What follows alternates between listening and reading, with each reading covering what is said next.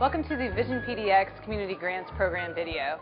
What we're going to show you in a few minutes is some snapshots of 6 community organizations and highlighting the work they did as part of visionPDX. visionPDX is a whole community effort initiated by Portland Mayor Tom Potter with the goal of creating a 20-year vision for the city. The goal of the Community Grants Program was to involve populations typically not involved in civic processes. We were fortunate to have $250,000 from the City of Portland that we awarded in small grants to community organizations. The grants ranged from $1,000 to $15,000. We funded 29 organizations who helped us through the spring and summer of 2006 to reach out to community groups such as the disabilities community, Native American community, sexual minority community, small business associations, and so on. What you're going to see in a few minutes is footage of those organizations engaging their populations and talking to people about their hopes and dreams for the City of Portland.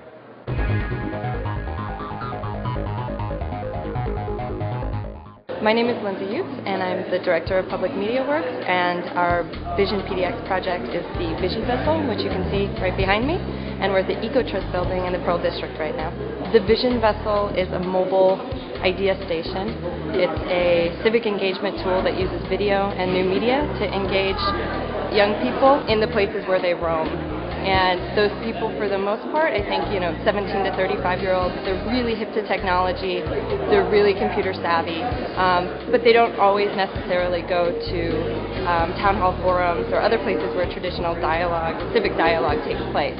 And this is the kind of project that catches those people, catches their eye, and gets them intrigued enough to get involved. We have a lot of people visioning in the vessel on a regular basis, and then of course their photographs and their text responses and their podcasts go up on our website. We're getting quite a lot of responses from people, and it's been really exciting and fun to see what people have to say.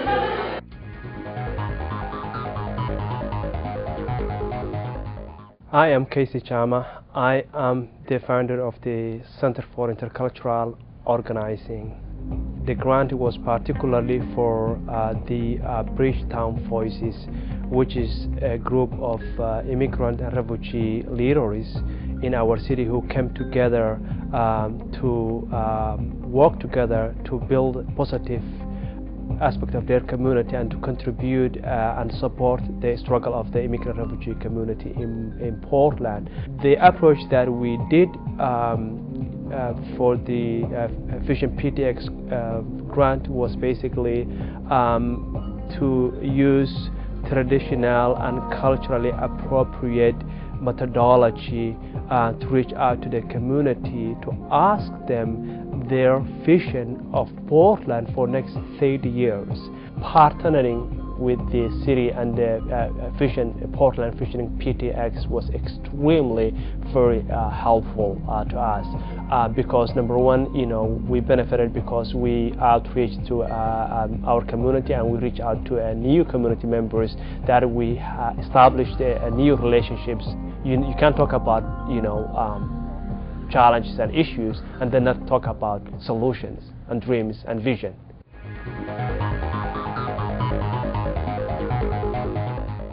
I'm Melinda Pittman. I'm the Artistic Director of Broad Arts Theater, and this is Broad Arts Theater setting up for one of our performances of the visionPDX grant project that we got called If I Were the Queen of This Forest.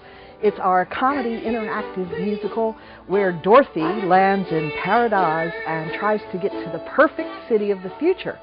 So our project envisions Dorothy trying to create a perfect future on her way to this perfect city.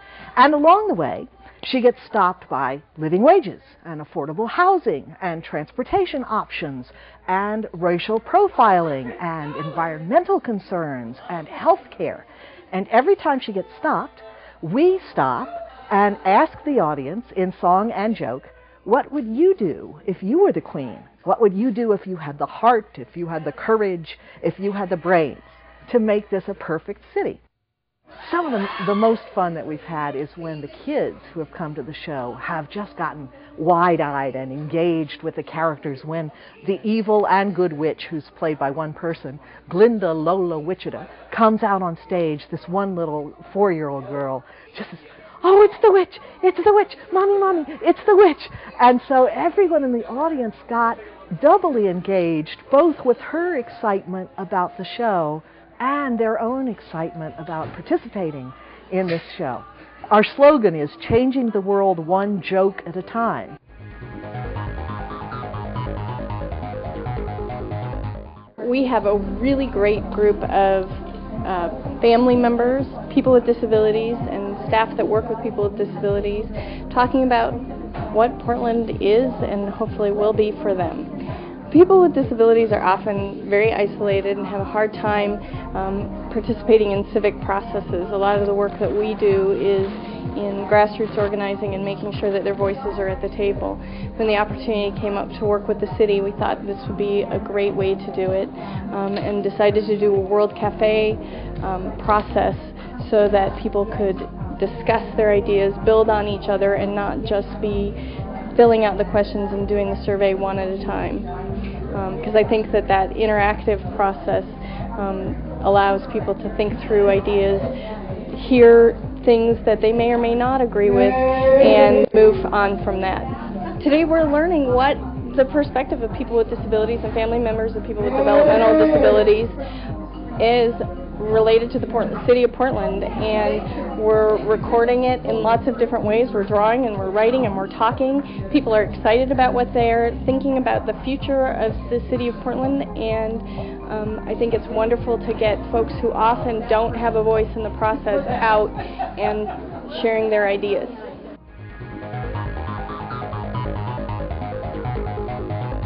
My name is Elizabeth Moreno, and I was a project coordinator for Hacienda's visionPDX project. The purpose and goal of the organization is to provide affordable housing and quality of life opportunities to low-income Latinos in Northeast Portland and throughout the state of Oregon. So we used skits, we used a lot of participatory techniques, and we tried to engage people using strategies that they could understand and that they could relate to. We chose this method because we were using it already in the community. For about a year and a half, we had been organizing community meetings here at the Ortiz Community Center based on this technique. So we wanted to continue it and integrate the city's goals with the techniques we'd already been using. Women who had before been participating kind of intermittently took on a leadership role. So they offered to cook for the parties, they offered to decorate, they came up with ideas for the skits, they took a sense of ownership. In the pictures, you'll see a lot of food, you'll see a lot of smiles, and also a lot of children. Events in this community are very family inclusive. Lots of families have many children, and so we tried to design events that children can participate in as well as their parents. We try to make the events a mix of kind of thoughtful response to questions and work, and also fun.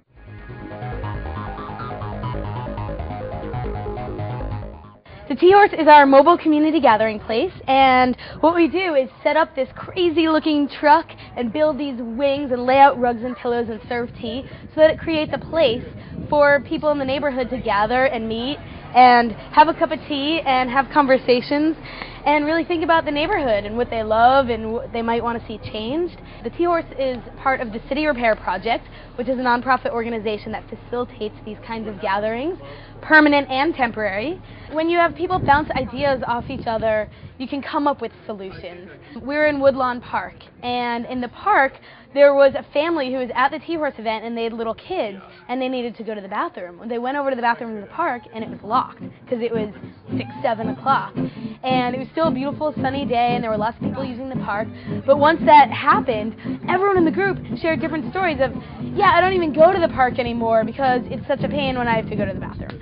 And so someone said, well, why don't we get them to keep it open later? Or why don't we have our own? Or why don't we take responsibility for trading off who's cleaning them or keeping them open? Or why don't we have a liaison that really gets to know our city commissioners or gets to know PDC or the Parks Department or the Department of Transportation? And then someone said, oh, I've been doing that. I go to this meeting. And they're like, wow, you should tell us about it. And then just ideas build off each other and you form this network. That's why Portland is so magical. That's why Portland is so special and people come here.